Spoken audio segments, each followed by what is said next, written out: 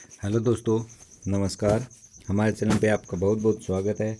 दोस्तों, रीट 2018 जिसकी waiting list और रीसफल संबंधी जो मामला चल रहा है और जो फैसला आया था कोर्ट का, यानी 4/3/2021 को जो कोर्ट का फैसला आया था, उस कोर्ट के फैसले की कॉपी है। तो इसमें जो पूरी डिटेल है, उस पूरी डिटेल को हम पढ़ेंगे कि इसमें क्या क्या जानकारी दी गई है और रीसफल के बारे में इसमें कहाँ पे लिखा हुआ है और क्या दिया गया है। इसमें सब बातें इस वीडियो में हम चर्चा करेंगे पूर्ण विस्तृत रूप से। इससे पहले अगर आप मेरे चैनल पे प्रथम बार विजिट कर रहे हैं तो मेरे चैनल को सब्सक्राइब करें, पास में बेल आइकन है उसको प्रेस करें ताकि आने वाली नई वीडियो की नोटिफिकेशन आपको सबसे पहले मिल सके।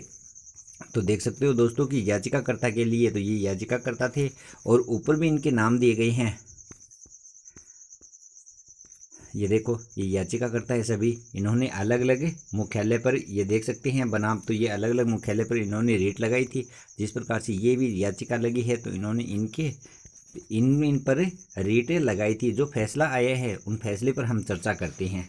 सबसे पहले तो आप देख सकते हैं कि ये जस्टिस दिनेश मेहता, इन्होंने कहा है कि वर्तमान रेट याचिका के माध्यम से यहाँ याचिकाकर्ताओं की एक शिकायत उठाई कि नियुक्ति होने के बाद वे उस स्थान में शामिल हो गए जो उन्हें उपलब्ध कराए गए थे, जबकि जिन व्यक्तियों को नियुक्ति सूची की पेशकश की गई थी वे दिनांक 29/12/2020 को नियुक्त किए गए थे। लेवल फर्स्ट के लिए, लेवल 1 के लिए 11/1/2021 और लेवल की लिस्ट में कम मेरिट के पद होने के बावजूद 18/1/2021 के लिए उन्हें ऐसी जगह पोस्टिंग की पेशकश की गई जिसके लिए याचिकाकर्ता तरस गए थे। यानी कि जो कम नंबर के थे उनको होम डिस्ट्रिक्ट मिल गया और ज़्यादा नंबर के थे उनको दूर मिला, ये बात कही गई है। और दूसरी इसमें बताया गया कि याचिकाकर्ताओं ने शिक्षक ग्रेड 3 स्तर 1 और 2 के लिए भर्ती में भाग लिए और योग्यताओं के उच्च स्थान पर रहे।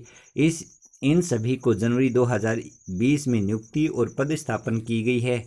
ऊपर कि पैरा फर्स्ट में निर्दिष्ट सूचियों में मेरिट में कम उम्मीदवारों को उन जिलों की पेशकश की गई जिनमें से कई याचिकाकर्ताओं को अस्वीकार कर दिया गया था।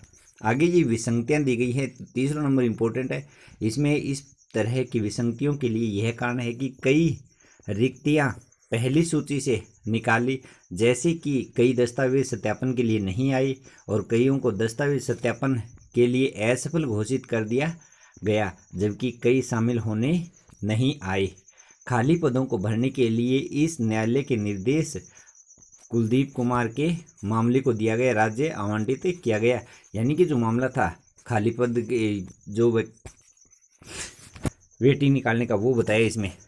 तो जिले और पद के जो 3 कारण ऊपर बने रहे। स्वाभाविक रूप से विभिन्न उम्मीदवार जो मेरिट में कम थे उन्हें पोस्टिंग या जिले आवंटन किए गए थे, वे पहले याचिकाकर्ताओं को पहले चरण में उपलब्ध नहीं हुए। यानी सीधी सी बात है कि जो ज़्यादा नंबर और कम नंबर वाला मामला है, गृह जिला वाला इसमें मामला है।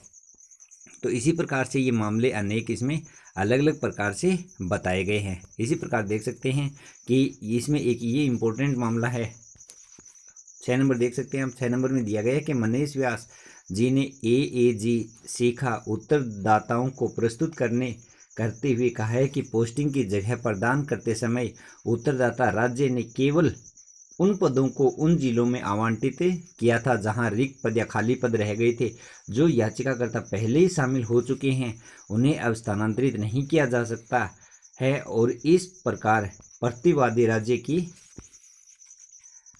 कार्यवाही वैध है। उन्होंने कहा है कि याचिकाकर्ताओं की प्रार्थना अगर स्वीकार की जाती है तो राज्य को व्यवहारिक और प्रक्रियात्मक कठिनाई और कई जिम्मेदारियों की कठिनाई होगी, ये सरकार की तरफ से कहा गया था।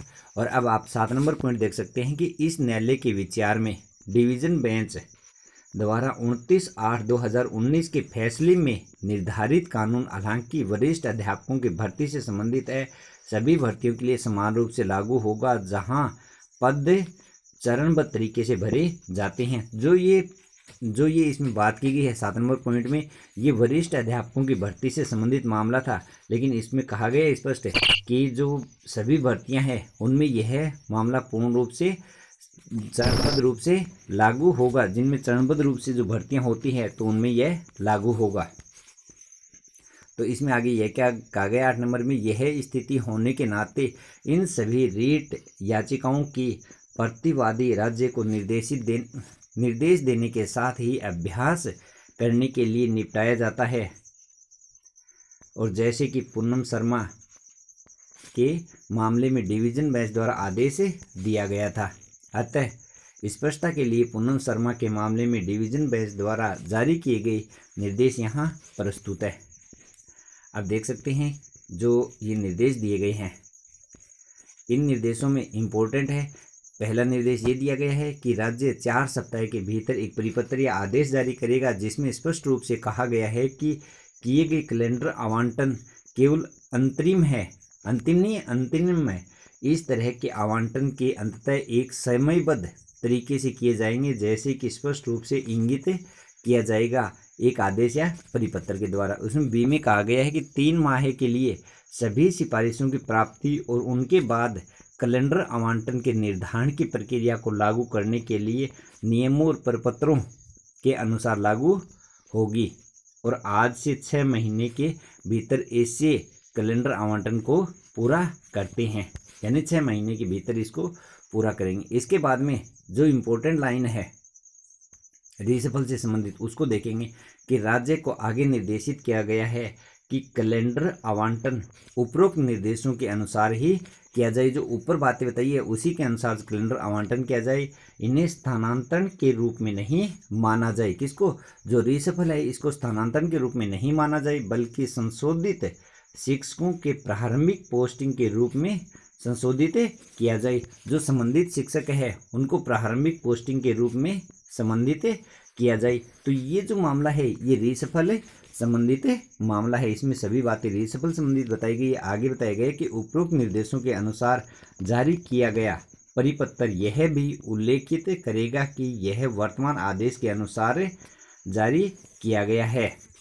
तो ये बात बताई गई है। इसमें जो रीसफल संबंधित बातें थी तो इसमें जो गैर नंबर पॉइंट है वो रीसफल संबंधित बात का है, और जो आज का ही जो कल की कार्रवाई है उसी का ये कोर्ट का ऑर्डर है। ऊपर आप देख सकते हो इसमें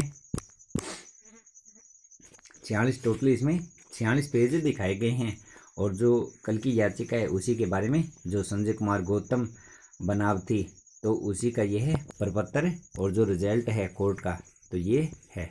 इसी संबंधित कोई और भी न्यूज़ होगी तो दोस्तों मैं सबसे पहले आपके लिए लेकर आऊँगा, और इससे संबंधित सूचना पाने के लिए आप मेरे चैनल पे बने रहिए और मेरे चैनल को सब्सक्राइब करिए। धन्यवाद दोस्तों।